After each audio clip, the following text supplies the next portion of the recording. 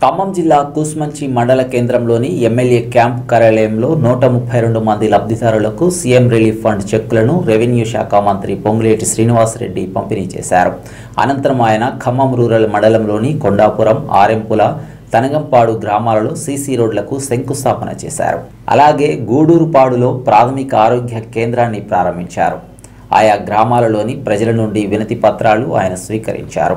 ఈ సందర్భంగా ఆయన మాట్లాడుతూ శంకుస్థాపన చేసిన అభివృద్ధి పనులని త్వరితగతిన పూర్తి చేయాలని అధికారులకు ఆదేశాలు ఇచ్చారు.